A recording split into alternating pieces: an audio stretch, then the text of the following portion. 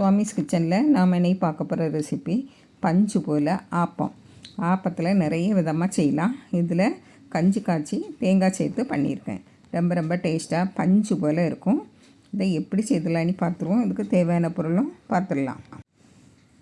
பாருங்கள், நான் 2 கப்பு பச்சரிசி எடுத்துருக்கேன். அதாவது ரேஷன் பச்சரிசி தான்.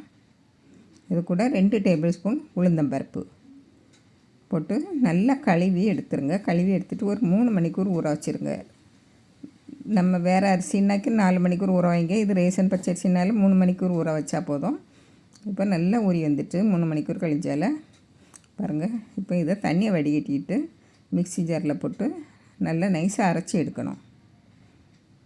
இதில் கொஞ்சமாக தண்ணி விட்டுருங்க. தண்ணி விட்டு நல்லா நைஸாக அரைச்சி எடுத்துடுங்க. இப்போ இதை பாத்திரத்தில் மாற்றிடுங்க. அடுத்த அரிசியும் அரைச்சி அதிலே விட்டுருங்க. நம்ம இந்த மாவை தான் நம்ம கஞ்சி காய்ச்ச எடுக்கணும். தேங்காய் சேர்த்த மாவை நம்ம கஞ்சி காய்ச்ச எடுக்கக்கூடாது. இப்போ அதில் இருக்கட்டு. இப்போ நான் இந்த அரிசி கூட 1/2 கப்பு தேங்காய் துருவல், அதாவது எந்த கப்பில் அரிசி எடுத்தோமோ அதே கப்பில் 1/2 கப்பு தேங்காய் துருவல் எடுத்து தண்ணி விட்டு நல்லா நைஸாக அரைச்சி வச்சுருங்க. இதை கஞ்சி காய்க்கே எடுக்கக்கூடாது. இப்போது நம்ம முதல்ல அரைச்சோம் இல்லையா, அந்த மாவில் இருந்து ஒரு கரண்டி எடுத்து கஞ்சி காய்க்க எடுக்கணும். பாருங்கள், எடுத்தாச்சு. இதை தனியாக வச்சு அந்த மாவையும் இதில் விட்டுருங்க. நம்ம தேங்காய் சேர்த்து அரைச்சோம் இல்லையா, அதையும் இதில் விட்டுருங்க. விட்டு நம்ம கலந்துக்கிடலாம். இப்போ நம்ம கஞ்சி காய்க்குது எப்படின்னு பார்த்துருவோம். மிக்ஸி ஜார் அலசி 1 கப்பு தண்ணி விட்டுருங்க. ஏன்னா அடுப்பில் வச்சுட்டு இன்னும் 1 கப்பு தண்ணி விடுங்க. தண்ணி நிறைய விடணும். அப்படின்னா தான் இந்த மாவு நல்லா வெந்து வரும். இந்த கஞ்சி காய்க்கிறது கொஞ்சம் கஷ்டமான வேலை தான்.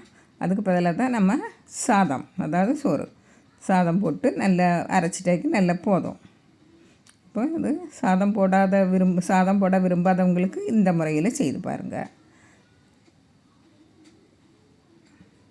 பாருங்கள், நல்லா கெட்டியாக வந்த உடனே இறக்கி ஆற வச்சிடணும். நல்லா இப்படி இருக்கட்டும். நல்ல மாவு நல்லா வெந்துட்டு நல்லா இறக்கி ஆற வச்சுக்கிட்டு நம்ம மிக்ஸி ஜாரில் மாற்றி அரைச்சணும். இது கஷ்டமான வேலை தான். அதுதான் எல்லோரும் சாதம் போட்டு அரைச்சிடுது. சாதம் உங்களுக்கு மதியம் வடித்த சாதத்தையே நம்ம போட்டுக்கலாம்.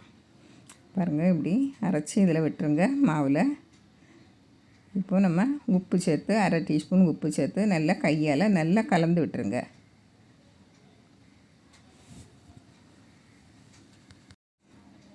நல்லா கலந்து மூடி வச்சுருங்க. அடுத்த நாள் காலையில் பார்த்துருவோம். பாருங்கள், அடுத்த நாள் காலையில் மாவு எவ்வளோ பொங்கி வந்து இருக்குன்னு பாருங்கள்.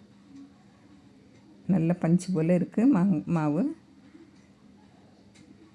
நான் இதில் பேக்கிங் சோடா போட்டு தான் சுடுவேன். மற்ற நம்ம உளுந்து சாதம் எல்லாம் போட்டு அரைச்சி இதில் அதிகமாக பேக்கிங் சோடா போட மாட்டேன். அது நல்லா பொங்கி வந்து நல்லா சாஃப்டாயிரும். இப்போ நம்மளுக்கு தேவையான அளவு மாவை எடுத்துக்கிடுவோம். எடுத்து இதில் கொஞ்சமாக பேக்கிங் சோடா கலந்துக்கிட்டு ஒரு 2 நிமிஷம் அப்படியே மூடி வச்சிடணும். இல்லை கொஞ்சமாக தண்ணி விட்டு, மாவு கொஞ்சம் கெட்டியாக இருக்குது, அதனால் கொஞ்சமாக தண்ணி விட்டு நல்லா கலந்துடுங்க. ஒரு 2 நிமிஷம் அப்படியே வச்சுருங்க.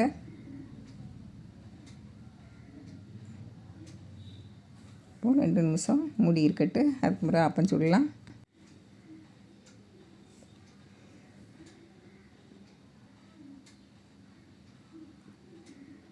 மூடி வச்சுருங்க.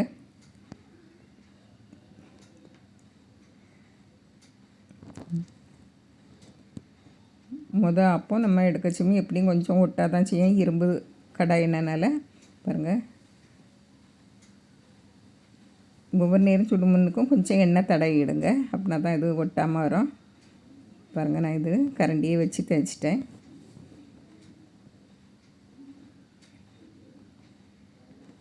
பாருங்கள், இவ்வளோ பஞ்சு போல் இருக்குன்னு பாருங்கள். இதே மாதிரி நம்ம எல்லாமே சுட்டு எடுத்துடலாம். எந்த வித்தியாசமும் இருக்காது. நம்ம தேங்காய் சேர்த்து பண்ணது கொஞ்சம் இனிப்பு சுவையில் இருக்கும்.